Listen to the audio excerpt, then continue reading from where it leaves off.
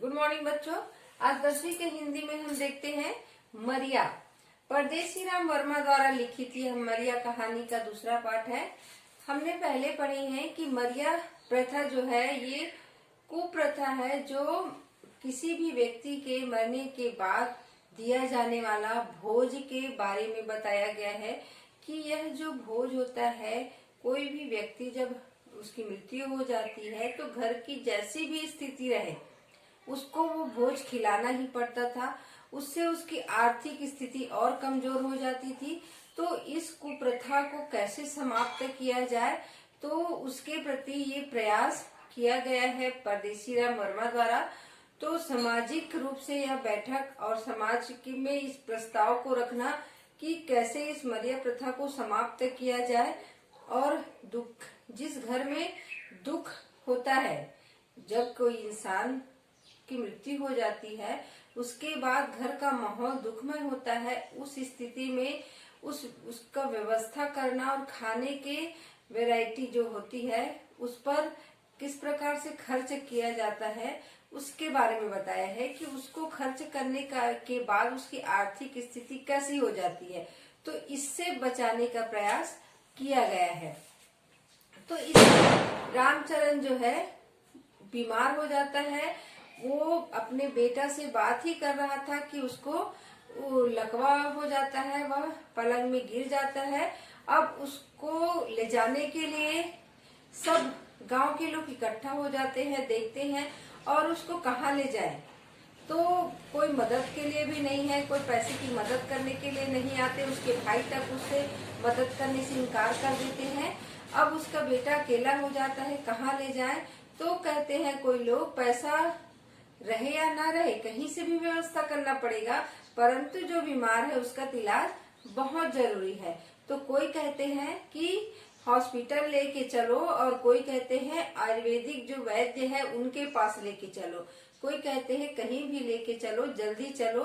तो उसके जो पिता है वो कहते हैं कि मुझे कहीं लेके मत जाओ, मेरा जन्म यहीं गांव में हुआ है, मेरा पालन पोषण छोटे बच्चे से लेकर मैं जवान बुढ़ापे तक यहीं पर रहा हूँ, तो मुझे यहीं मरने दो, मैं और कहीं नहीं जाना चाहता। ऐसा सबसे विनती करते हुए वो उसका हाथ जो है फिर से नीचे गिर जाता है। मतलब उसके हाथ में बिल्कुल ताकत नहीं है, वो प्रयास करता है परंतु नहीं उठा पाते। अब इस स्थिति में उसका बेटा जो है शिव कुमार वो क्या करता है आगे देखते हैं। शिव कुमार ला बैरहा दवा बता दीज और किहिस तेल मालिश ज्यादा हो चाही बाबू, और सुन संझौती ला लेबे कारी परेवा, करिया परेवा सवा और लहू में मालिश कर, फिर देख तोर दादा कैसे बने होही। शिव कुमार ला जो वैद्य है वो दवा दे देते हैं और कहते हैं कि इसका अच्छे से ज्यादा तेल का मालिश करो, जिसके शरीर में जहाँ पर एक तरफ एक हाथ एक पैर जो शून्य हो जाता है लकवा में, पूरे शरीर मतलब एक जो शरीर लूज और शून्य हो जाता है उसमें कहते हैं कि खून का जो स्राव है वो बंद हो जाता है, नस में प्रॉब्लम। तो उसी का अगर तेल से मालिश करेंगे तो हो सकता है नस से जो है खून का दौरा जो है सही तरीके से, और जो नस में जो हाथ और पैर में ताकत नहीं है, कुछ नहीं कर सकते, वो कर पाए। तो तेल का मालिश ज्यादा जरूरी, वैद्य ने तेल दिया था मालिश के लिए तो कहे कि तेल का मालिश बहुत जरूरी है। और काले कलर का कबूतर लाने बोले हैं और काले कबूतर को काट के उसके रक्त से मालिश करना और उसको सब्जी बना के खाने बोले हैं।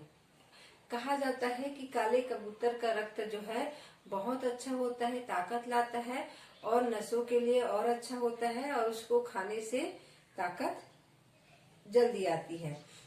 तो वैद्य ने उसको सलाह दी कि मालिश अच्छे से करना और जो काले कबूतर है उसको लाकर शाम को उसके रक्त से मालिश करना और उसको सब्जी बना के खिला देना। सब झन जैसने आए वही रहीस तैसने चल दी। शिव कुमार फिरगे सेवा करब मां। एक 15 नहीं बीतीस डोकरा भगवान घर रेंगूस।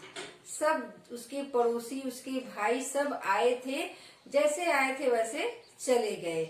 दूसरे आते हैं, देखते हैं, चले जाते हैं, वैसे ही आए और सब देख चले गए। और फिर उसके जो बेटा है शिव कुमार, वो अपने पिताजी के सेवा में लग गए, सेवा करते थे। और वैसे ही दिन बीतते गए और 15 दिन ही बीता हुआ होगा और उसके पिताजी का देहांत हो गया। वो भगवान को प्यारे हो गए। दुब्बर बर 2 असार हो गए, एती खेती खार फतके रहा है, ओ डहार डोकरा के कारज मार्गे। गांव में बैठना बैठे शिव कुमार अर्जी करीस, हमार समाज में मरिया भात ला बंद करवा की थे सब। महू हा विनती करत हो भाई, मरिया भात समाज बंगा छोड़ देती। अब उसके ऊपर पहाड़ टूट गया। अब इधर वो अपने पिताजी के मृत्यु में जो कार्यक्रम होता है उसको देखे या खेत को। उसी समय खेत में भी खेत का काम फैला हुआ था और खेत को देखे कि अपने घर के देखे। घर में भी काम, क्योंकि मृत्यु होने के बाद 10 दिन बहुत काम रहता है। 10 दिन 10 गात्र तक रोज का घर में काम, पानी देना और जाना, सबके समाज के साथ में रहना, फिर उसके खिलाने के लिए पैसे की व्यवस्था करना, खिलाना, सब व्यवस्था करने में समय लगता ही है। तो अब सामाजिक बैठक हुई। गांव में भी समाज रहता है। गांव में 4 घर, 10 घर, 20 घर, 25 घर का जैसे उसके जाति के लोग होते हैं, वो बैठक रखते हैं और सब मिलजुल कर बात रखते हैं, क्या करना है क्या नहीं करना है। तो उस पर शिव कुमार ने कहा कि पहले भी यह बात हो चुकी है हमारे समाज में कि मरिया जो कोई भी जिसकी मृत्यु हो जाती है, समाज में जिसकी मृत्यु हो जाती है, सामाजिक भोज कराना पड़ता है। इसके लिए बैठक रखे थे कि शिव कुमार किस प्रकार से अपने जो पिताजी है उसके 10 गात्र के बाद दिन कैसे भोज रखेगा, क्या खिलाएगा। उस पर शिव कुमार कहता है कि देखो, समाज में यह बात रखी गई है कि मरिया भोज को बंद कराया जाए, तो इसकी सहमति में मैं भी चाहता हूँ कि मरिया भात जो देते हैं उसको बंद कराया जाए। इसे मुझे माफ कर दिया जाए कि मैं अपने पिताजी के मृत्यु का भोज ना कराऊं, क्योंकि मेरी आर्थिक स्थिति कमजोर है, मैं इसको कराने में असमर्थ हूँ। तो आप लोगों से निवेदन है कि मुझे इस भोज से मुक्ति दिलाए, मैं इसको ना करूं।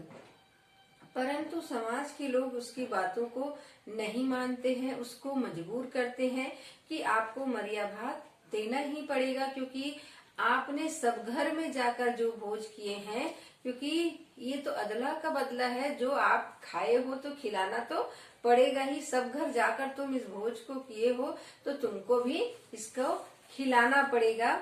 इस नियम को तुम्हें मानना पड़ेगा, तुम्हें भी भोज देना ही पड़ेगा। रमेशर मंडल सदा दिन के सामाजिक मनके मनुष्य रखमखा के उठ गए कि हिस देख ऋषि कुमार समाज के कानून ला हमन ला झन बता रे बाबू, कानून ला हमन जानतन, कानून हिरसिंग दीर्घिन बारे ला सब हम पढ़े बैठे हन जी। करनी दिखे मरनी के बेर, मैं गांव के पटेल, मैं गांव समाज के कुरहा बाबू रे, तोर बाप हर जियत भर कानून बर ठट्ठा मड़ाइस, अब मरे मा झन ठट्ठा कर देबर पर ही भात, सब घर फुदर फुदर के खाए हस, अब खवाए भर परत है, तब कानून ला गोहराहत हरे। जो गांव के बड़े जो जिसको मानते हैं, कहा गया है कि जो समाज में बैठक होता है उसमें एक प्रमुख माना जाता है, उस प्रमुख की बात को सुना जाता है। तो उस प्रमुख जो बनाए हैं उसकी समाज में भी एक प्रमुख बनाते हैं, तो उसको वो रमेशर मंडल नाम है, उसको वो सुनते हैं तो चिढ़ जाते हैं, गुस्सा जाते हैं और बोलते हैं कि जिस नियम को तुम बता रहे हो सब नियम हम जानते हैं, हम भी नियम पढ़कर बैठे हैं, छोटे मोटे व्यक्ति नहीं है, हम भी नियम जानते हैं, हमको नियम मत समझाओ। तुम जब दूसरे के घर खाए हो तो तुमको भी खाना पड़ेगा। दूसरे के घर तुम खाते थे तब समझ में नहीं आया, अब तुमको खिलाने की बारी आई है तो कानून की बात करते हो। तुम्हारे पिताजी भी जीते जी इसी कानून के बारे में, इसी नियम के बारे में सबसे मजाक करते थे। अब उसके मरने पर मजाक मत करो, नियम मत बताओ, नियम मत सिखाओ। कुल मिला के उसको कहते हैं कि जितने भी तुम नियम बताओगे, जितने भी कानून बनाओगे, तुमको मरिया भात देना ही पड़ेगा, मरिया का भोज तुमको देना ही पड़ेगा। और मजबूर हो जाता है क्योंकि कोई उनकी बातों को नहीं सुनते। सब जन रमेशर के संग दे दी, श्री कुमार हो गए अकेला, भात देवर मानेला परगे। घर डाहन आवत खानी रमेशर ला सुकालू किहिस, अच्छा जमेड़े भाटो बिछलत रहिस बुझा, अब उड़ाबो लडुआ पक्षी डट के। कह रहे हैं सब उनकी बातों को हंसी में टाल दिए। वो इतनी परेशानी में है, क्योंकि घर में दुख है, ऊपर से आर्थिक स्थिति कमजोर, उसको कैसे करूं ये सोच सोच के वो परेशान है। पर सबको ये खुशी है कि हम उसके घर में लड्डू बड़ा पक्षी खाएंगे। खाने की फिक्र है, उसकी आर्थिक स्थिति किसी को फिक्र नहीं है। सब कह रहे हैं कि खाना खिलाने से बचने के लिए बहुत प्रयास किया वो श्री कुमार, परंतु हम लोग अच्छा उसको पकड़ लिए, उसको बचा लिए कि वो ना बचे मत, किसी प्रकार से उसका खर्चा हो ही जाए, हम खाना तो उसके घर खाएंगे ही, तो अच्छा उसको हम पछाड़े हैं। रमेशर होकर पीठ में एक मुटका मारी, सब हास के कहिस, उहा तो मुंह में लडुआ गूंजे रहे, और अब पपची में नियत गरिया दे, तोर बर केहे रहे बाबू, छिए बर न कोड़े बर, धरे बर खोखला। काम काज कुछ नहीं और काम कुछ नहीं, परंतु पाने की चाहत अधिक। कह रहे हैं कि वहां पर जब बोलना चाहिए तो वहां कुछ नहीं बोले, अब यहाँ पर ज्यादा बोल रहे हो, करना कुछ नहीं और चाहत ज्यादा का रखना। ये कहते हुए सब चले जा रहे हैं।